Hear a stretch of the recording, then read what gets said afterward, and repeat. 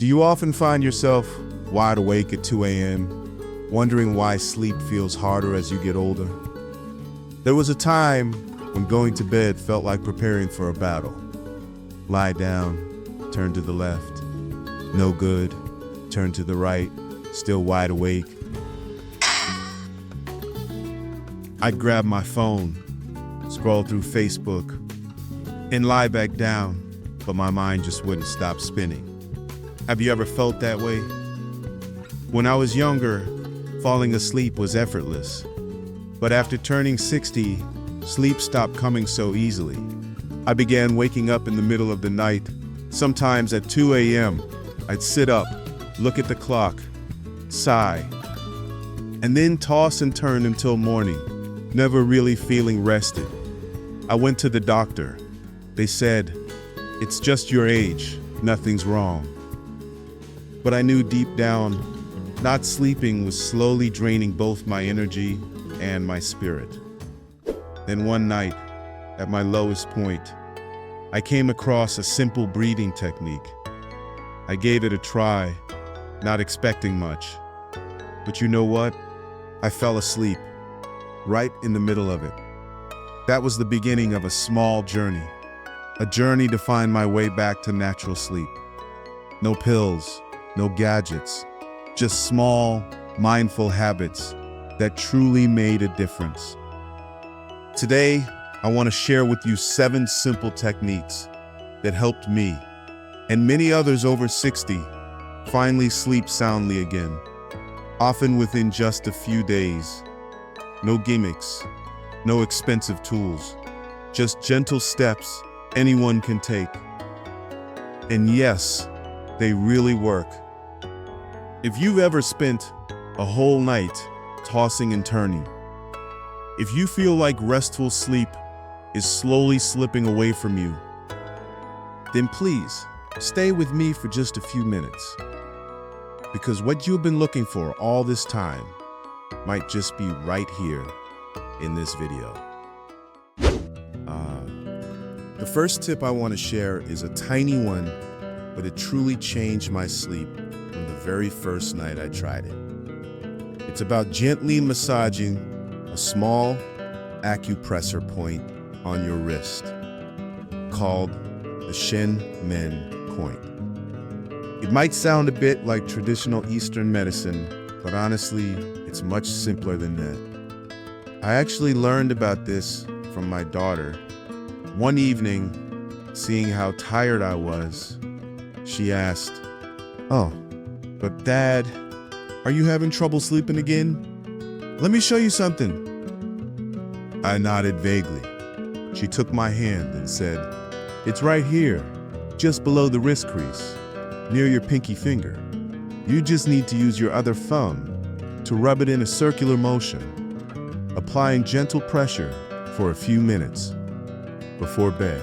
Initially, I was skeptical, but that night, I decided to give it a try.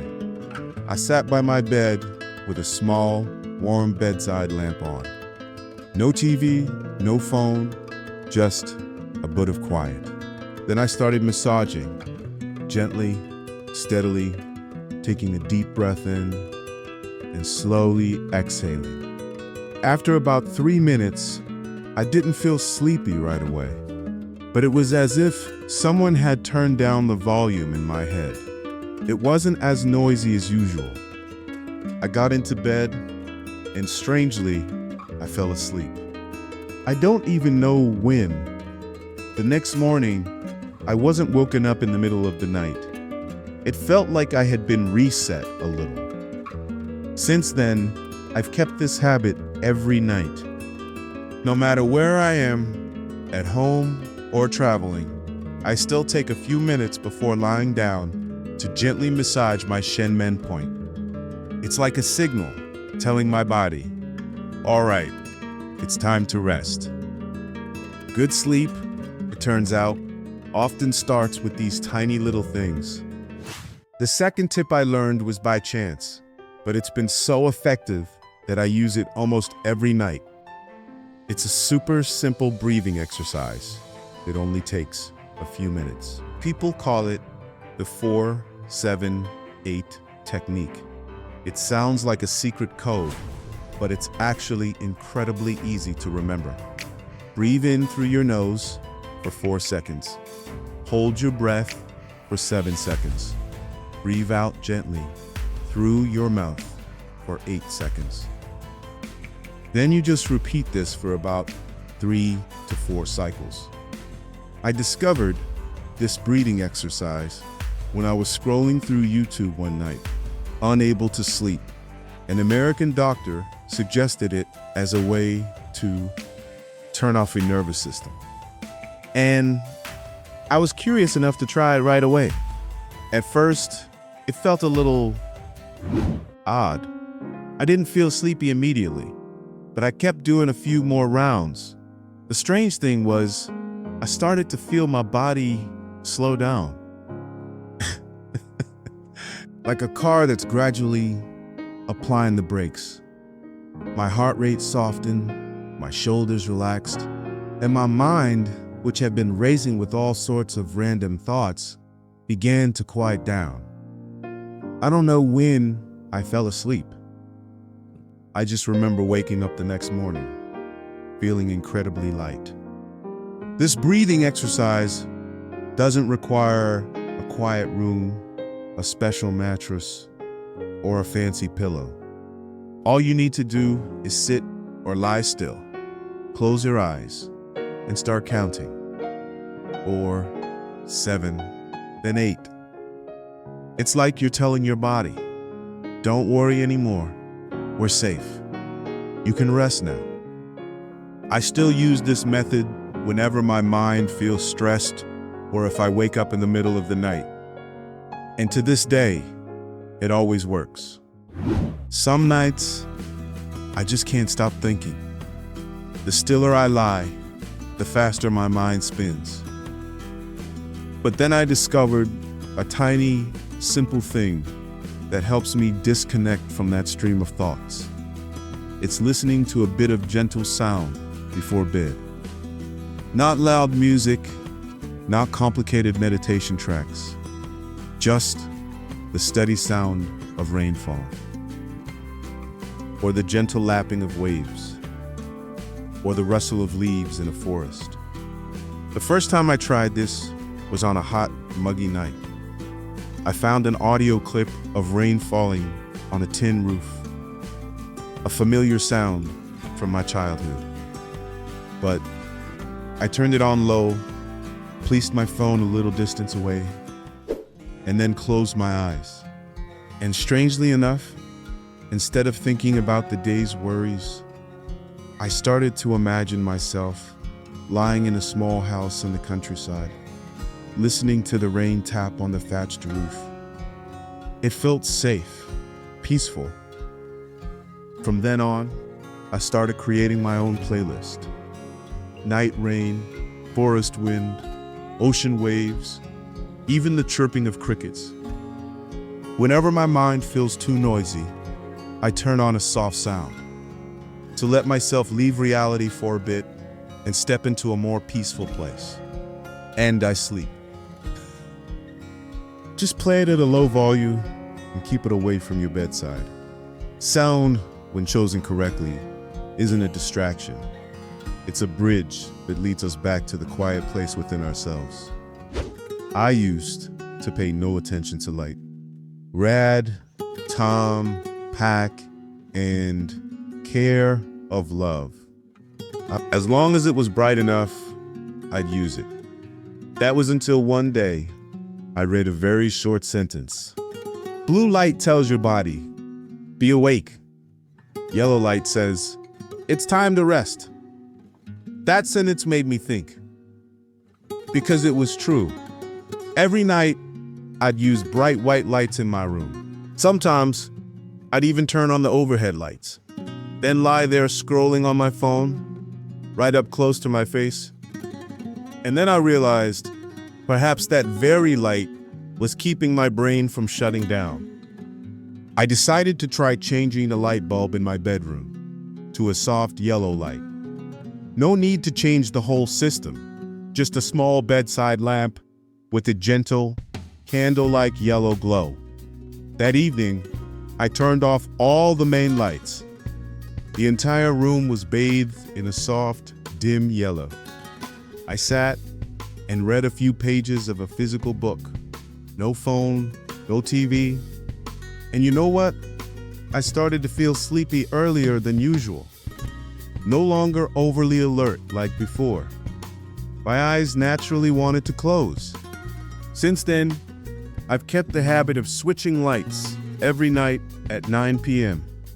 When the yellow light comes on, I don't just feel the room soften. My mind softens with it. It's like a small ritual to tell myself, everything for the day is done. Now it's time for me to rest.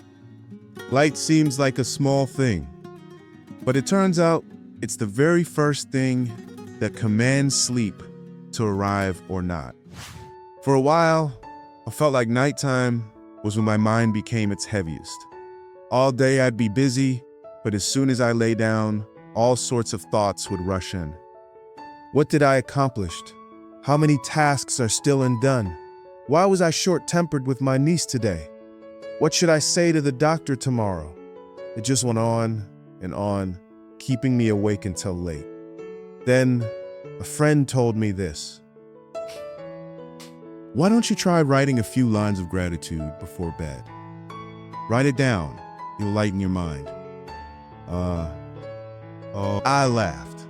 Gratitude for what? There's nothing to be grateful for.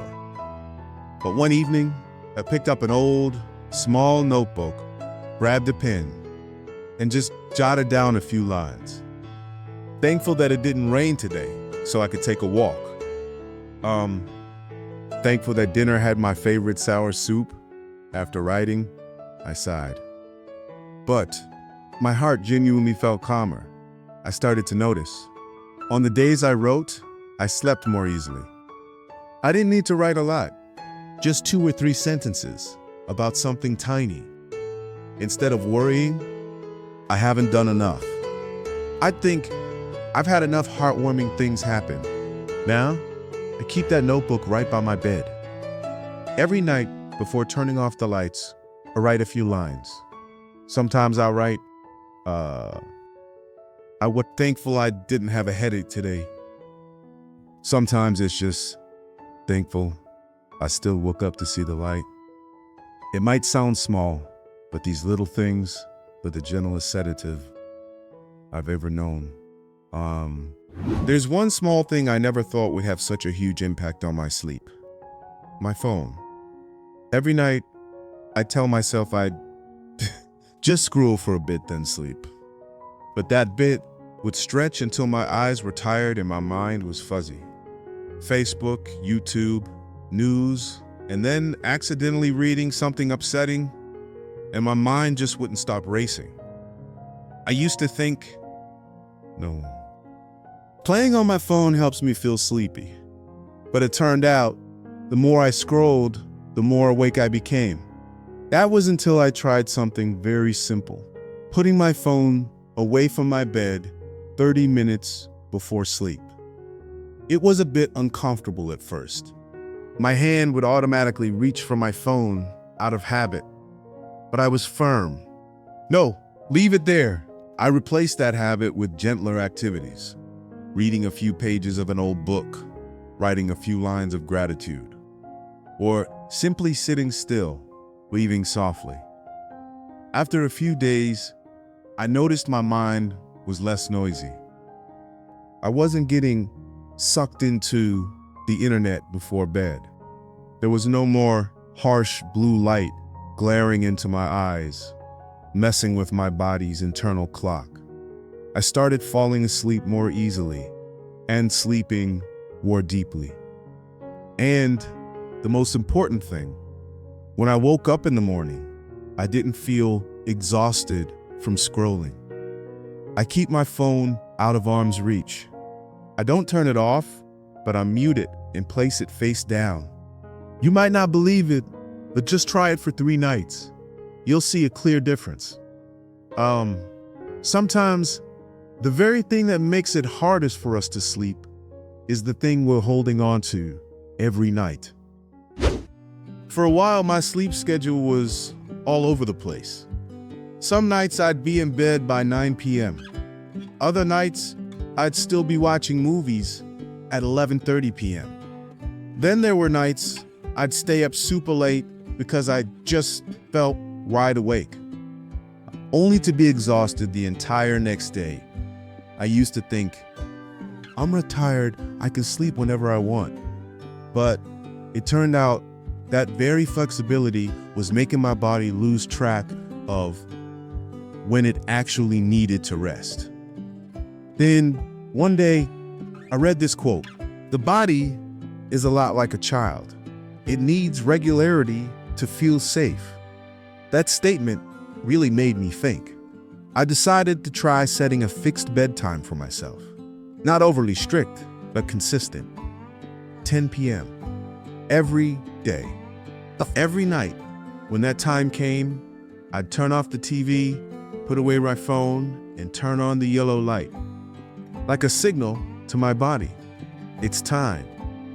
At first, there were still nights I didn't feel very sleepy. But I'd lie down anyway, close my eyes, and just breathe steadily. After about a week, I noticed something very strange. My body started to feel sleepy on its own, at the right time. No one needed to remind me. No forcing it. And most importantly, I didn't wake up tired in the morning. My spirits were lighter all day, not sluggish like before. I realized sleeping on time isn't discipline. It's a gift to yourself. It's like a small appointment, a reminder that today was enough. Now it's time to rest and recover. There are some things in life that we just don't notice when we're young. Like falling asleep the moment our head hits the pillow, or having a full, uninterrupted night's sleep. But as we get older, our bodies start to speak up, and we realize that good sleep is no longer a given, it's a gift. A gift we need to learn to appreciate again and gently embrace. I'm no sleep expert. I'm just someone who suffered through many sleepless nights, who was confused and exhausted, and who went looking to reclaim my sleep, using the simplest methods. The tips I've just shared might not be the only way, but for me, they were small doors that reopened to peace. Perhaps you're struggling too. Perhaps you've tried many things without success. But please, don't give up just yet. Start again, very slowly. Just one tip, one small habit, and hold on to a little patience. Because I believe everyone deserves a peaceful night's sleep, even as we get older. I'd love to hear from you. What has kept you awake at night? Among the tips above, which one resonates with you the most? Or do you have your own method that has helped you sleep better? Please share in the comments below, because who knows, your story might give someone else hope.